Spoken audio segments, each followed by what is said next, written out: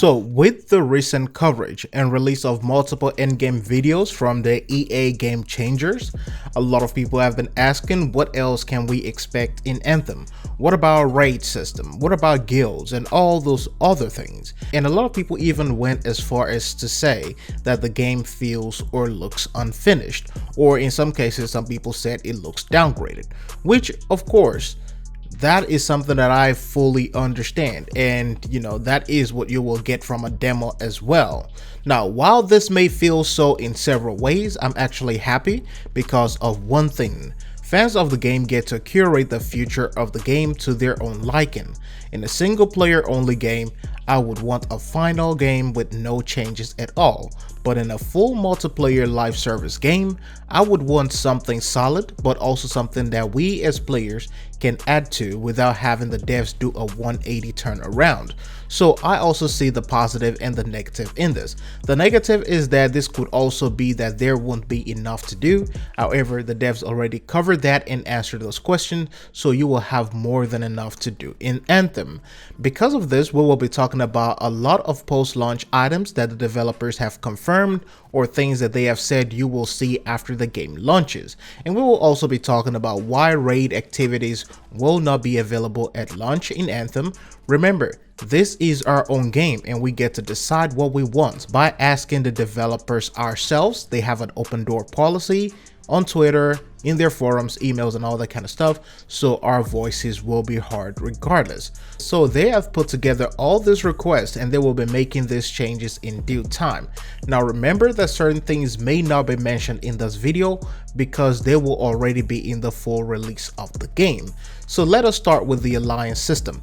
With multiple requests, the developers have confirmed that they have plans for more than just the alliance systems. We will be getting guilds after the game launches.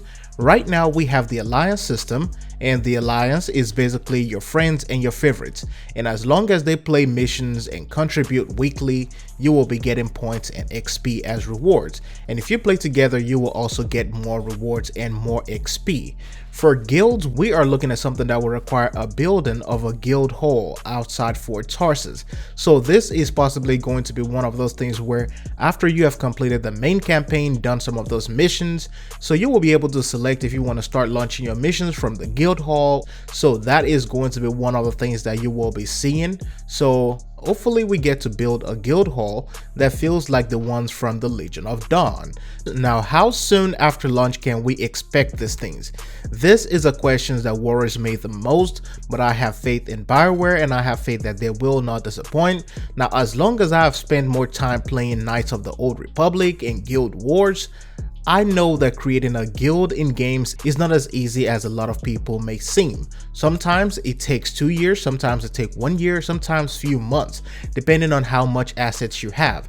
And with certain games, it takes 4 to 5 years. Now, in terms of cosmetics and different quality of life changes, changing your ability colors and headlights and all those things have also been confirmed, as the developers personally few weeks ago on Twitter, and they confirmed that these things will be coming after the game launches. These are QOL changes and will probably be rolling out into the game few days or a week after launch, since those are easy additions.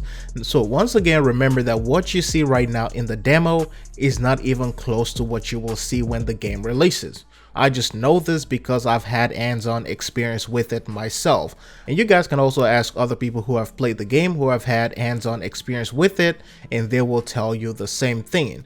Now, when we talk about raids in games, like most MMORPG raids, a lot of them often come months or weeks after the release.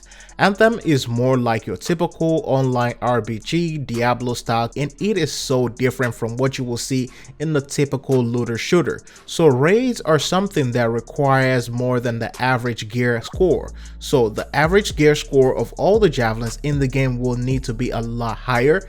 Everybody might have to be using a masterwork or legendary tier of gear. BioWare also confirmed that they want to make sure that everyone is high enough to play the raid-like activity when it does come out. Now, I remember my frustration when I played certain events in games and even in Destiny 2, and I realized that I am way underpowered to do it. I had the same situation with the Forge update, and it just felt crazy, and I had to go back and try to level up so I can go back and do it. And I got swept every single time. Now, while it may seem odd to some people, this is actually something that I think is quite logical as well. With Destiny 2, the Leviathan raid came in at least about a week after launch, but around that time, it was also around 260, which is something that you would have had once you get to level 30. Now, imagine doing the last wish raid in Destiny 2 at this point, and imagine doing that raid at a power level of 250 or 200. That will be an impossible challenge. So I don't mind waiting until we are leveled up enough, but then that wouldn't be all. We will also be getting several challenges in Anthem that will serve as a precursor to the raid. The puzzle system in the demo missions where you had to match the colors, those are some of them. The missions with the symbols, which is the Arcanist mission at the very beginning of the game, you will see that, and that is going to be one of them. All those things will be preparing you for the raid, just as it does in a lot of other games as well.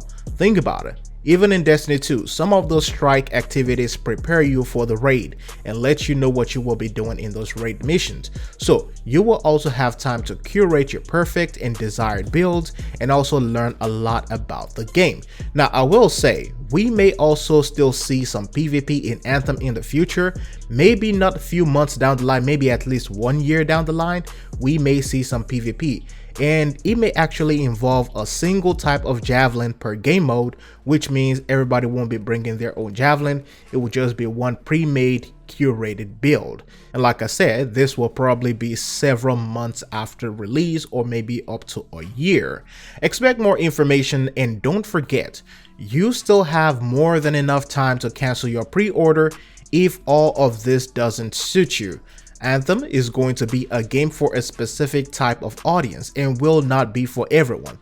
These demos are here to let you get a small taste or a tiny piece of what the game has to offer. So enjoy and keep on playing, and understand that this demo doesn't represent the final release of the game. I will be seeing you guys in another video, but anyways, thanks for watching. Hope you find this informative. I'll see you in the next one.